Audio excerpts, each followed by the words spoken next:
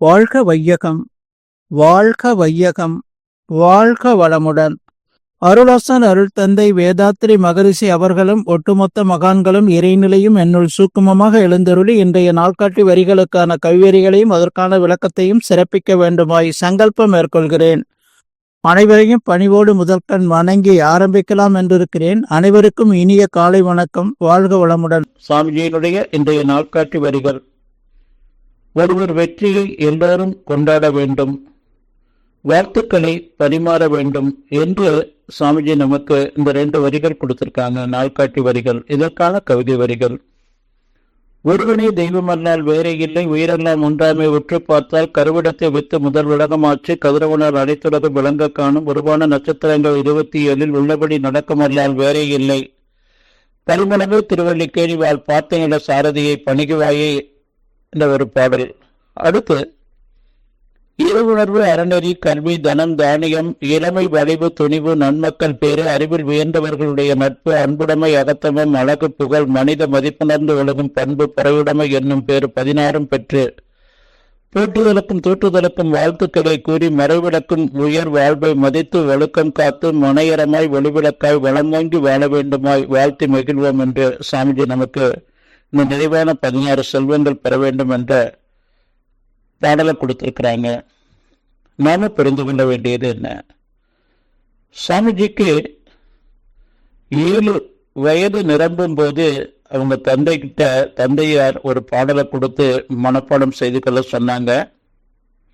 அந்த பாடல்ல முதல் 2 வரிய சுவாமிஜி எடுத்துக்கொண்டாங்க. அதுதான் ஒருவனே தெய்வமல்லால் வேறே இல்லை, உயிரெல்லாம் ஒன்றாமே உற்று பார்த்தால்.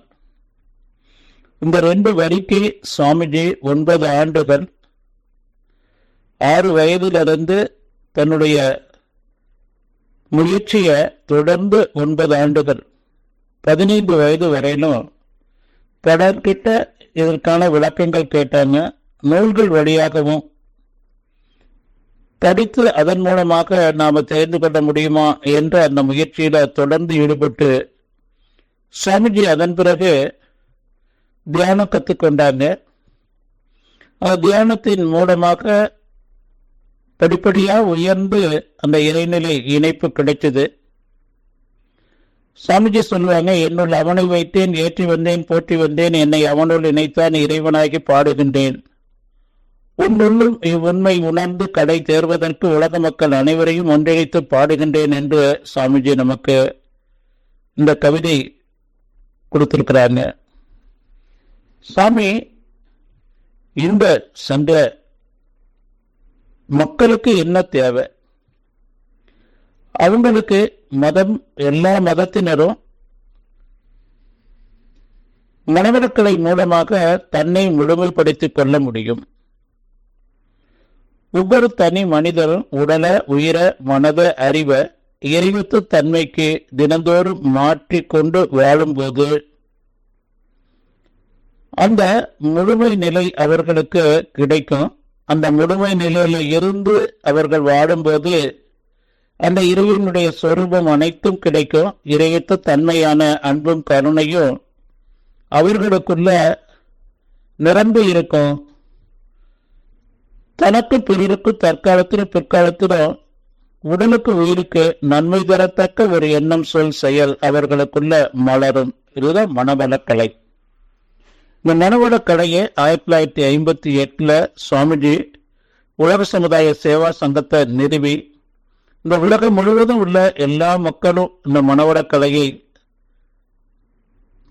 சிறப்பாக செய்து பலன் பெற வேண்டும் என்ற அளவுல சுவாமிஜி நமக்கு அந்த முழுமையான வேதாத்திரியத்தை கொடுத்திருக்கிறாங்க.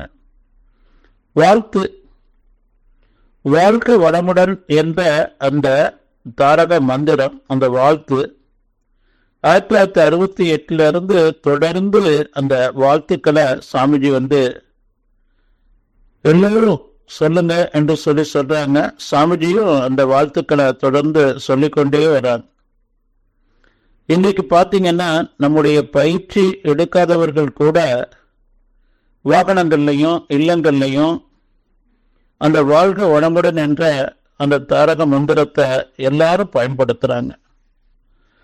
அந்த வாழ்க வளமுடன் என்ற அந்த வார்த்தை, அந்த தெய்வீகம் நம் உடல்ல பாசிட்டிவான எல்லா அலைகளையும் உண்டாக்குது. அதே போல அந்த வாழ்த்து அலை அலையக்கம் மோதும் பிரதிபலிக்கும் சிதறும் ஊடுருவும் இரண்டிடையே ஊடாடி கொண்டிருக்கும் என்ற அளவில் நாம் நன்மை பெற முடியும். இந்த வாழ்த்தையும் நாம் பரிமாறிக்கொண்டிருக்கிறோம் என்று சொல்லி நன்றியோடு நிறைவு செய்து கொண்ட இன்றைய சிந்தனையை வாழ்க வளமுடன், வாழ்க வளமுடன், வாழ்க வளம்.